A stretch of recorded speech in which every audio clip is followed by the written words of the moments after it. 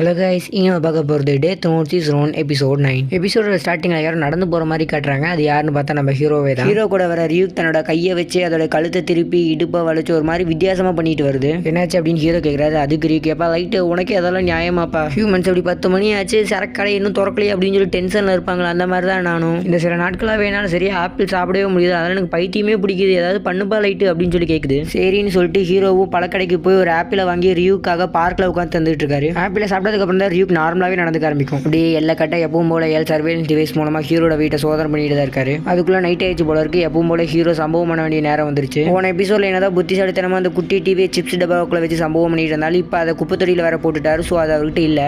வீட்டுக்குள்ள உட்காந்து நியூஸ் பார்த்துட்டு இருக்கா. அதில் நிறைய பேர்த்தோட கிரிமினல்ஸ் எல்லாம் காட்டுறாங்க. அவங்க ஃபேஸையும் அவங்க பெரிய ஒரு ஞாபகம் வச்சுக்கிறாரு. ஏதோ ஒரு பொருள் வாங்குற அப்படின்னு வீட்டில் சொல்லிட்டு வெளியில போறாரு. போய் டெத் நோட்டோட பேப்பர் வச்சு எல்லாத்தையும் போட்டு தள்ளிட்டு இருக்காரு. இதை போன எபிசோட்லேயே பண்ணியிருந்தா அந்த 24,000 ரூபா இருக்கு அந்த டிவி குப்பத்தொடியில் போக தேவையில்லை அப்படின்னு சொல்லி நினைக்கலாம். பட் ஆனால் அங்கே தான் சிக்கல் இருக்குது. எப்பயுமே இல்லாமல் கரெக்டாக சர்வேலன்ஸ் டே அப்போ மட்டும் அவர் வெளியில் போகிறார் அப்படின்னு சொல்லி அதனால ஹீரோ சந்தேகப்பட்டிருக்க நிறைய வாய்ப்பு இருக்குது. சர்வேலன்ஸ் டிவைஸ் மானிட்டர் மூலமாக எல் ரொம்ப நேரமாக ஹீரோட ஃபேமிலி ஹீரோ செக் பண்ணிட்டு தான் இருக்காரு. பட் எல்லாமே கரெக்டாக தான் இருக்கும். அங்கே தான் எல்லுக்கு ஏதோ தப்பாக இருக்க மாதிரி ஃபீலிங் ஆகுது. எல் ஹீரோட அப்பா கிட்ட என்னோட 5% ஆஃப் சென்ஸ் என்ன சொல்லுதுன்னா உங்க பையன் தான் கீராவாக இருப்பானா அப்படின்னு என்கிட்ட சொல்லுது. கீரா என்னதான் பல தடவை ஷினிகாமிஸ் அப்படின்னு அந்த லெட்டரில் மென்ஷன் பண்ணாலுமே கீரா ஒரு ஹியூமனாக தான் இருப்பான்னு எனக்கு தோணுது. சரி உங்கள் வீட்டில் இருக்க சர்வேலன்ஸ் டிவைஸ் எல்லாம் எடுத்துருங்க அப்படின்னு எல் சொல்லிடுறாரு. இந்த சைடு ரியூக்கு காட்டுறாங்க. ரியூக்கு சீலிங் மேலையில் எட்டி பார்த்துட்டு இருக்கு. அப்படியே கீழே குமிஞ்சு லைட்டும் ரூம் முழுக்க நான் தேடினப்பா எந்த ஒரு சர்வேலன்ஸ் டிவைஸுமே ரூமில் இல்லை அப்படின்னு சொல்லுது. அதுக்கு ஹீரோடைய ஹேண்ட் சைன்ஸ் மூலமாக மற்ற ரூமில் தேடிட்டோம் அப்படின்னு சொல்கிறாரு. ஹீரோட வீடு முழுக்க ரியூக் தேடிச்சு. எந்த ஒரு சர்வேலன்ஸ் டிவைஸுமே இல்லை.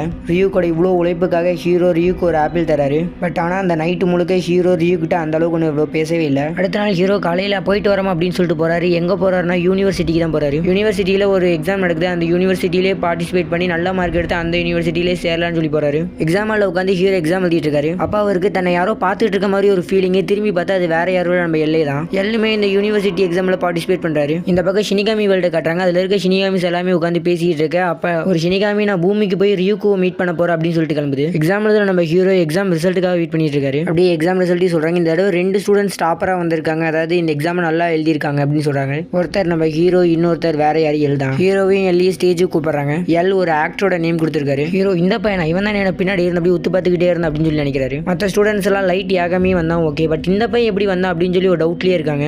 2 பேருமே ஸ்டேஜுக்கு எல்லாத்துக்கு முன்னாடி வந்து நின்று ஒரு சின்ன ஸ்பீச் கொடுத்துட்டு போறாங்க. ஹீரோவுக்கு எல் மேல ஒரு டவுட்டாவே இருக்கு. எல் ஹீரோ கிட்ட சீஃபோட பையன் லைட் யாகமே நீ தானே, நான் தான் எல் அப்படின்னு சொல்லிடுறாரு. இதை கேட்ட ஹீரோ என்னதான் வெளியில நார்மலாக நடந்துக்கிட்டாலும் உள்ளுக்குள்ள அவருக்கு உதற ஆரம்பிச்சிடும். இவன் எதுக்கு வந்து என்கிட்ட இதை சொல்றான், இவன் யாட்டி இந்த மாதிரிலாம் சொல்ல மாட்டேன்னு ஒரு நான் தான் கீராங்கிறத கண்டுபிடிச்சானா எங்க என்ன மிஸ்டேக் பண்ண அப்படின்னு சொல்லி யோசிக்கிறாரு. பேசாம அவன் பேரை எழுதி போட்டு தெரியலாமான்னு யோசிக்கிறாரு. பட் பேர் எழுதுனா சாகிறது அந்த ஆக்டரா தான் இருக்கும். பிகாஸ் எல் அந்த ஆக்டரோட பேரை தான் வச்சுட்டு வந்திருப்பாரு. ஹீரோவுக்கு அந்த ஆக்டரோட ஃபேஸ் தான் ரிமெம்பர் ஆகும். ஹீரோ நார்மலாகி அப்படியே எல்கிட்ட பேசுறாரு. வீட்டுக்கு போகும்போது எல்லாம் அப்புறம் லைட்டு நம்ம 2 பேரும் ஒன்னா சேர்ந்து கீரா கேஸ் எடுத்த இடத்துல அப்படின்னு சொல்லிட்டு கார்ல ஏறி கிளம்பிடுறாரு. ஹீரோ ட்ரெயின் முடிச்சு வீட்டுக்கு போறாரு. வீட்டுக்கு போனோடனே ஹீரோட தங்கச்சி அண்ணா எப்படின்னா இருந்துச்சு அப்படின்னு சொல்லி கேட்கறா. பட் ஹீரோ யாருக்குமே பதில் சொல்லாம கொஞ்சம் சேடா ஒரு ரூம்ல போய் கதவு சாத்தி டேபிள்ல போய் உட்காந்துக்கிறாரு. ஹீரோ பயங்கரமா கத்துறாரு. எங்க தப்பு நடந்துச்சு, எனக்கு எல்லாமே பார்த்து தானே பண்ண, எப்படி இது நடந்துச்சு அப்படின்னு சொல்லி டென்ஷன்ல இருக்காரு. இது வரைக்கும் ஹீரோ இந்த மாதிரி ஒரு டிஃப்ரெண்டான ஸ்டேட்ல இருந்ததே இல்லை. ஒரு 10 நிமிஷம் இந்த மாதிரி டிஃப்ரெண்டான ஸ்டேட்ல இருந்த ஒரு நம்ம ஹீரோ ஒரு சிரிப்பு சிரிச்சுட்டு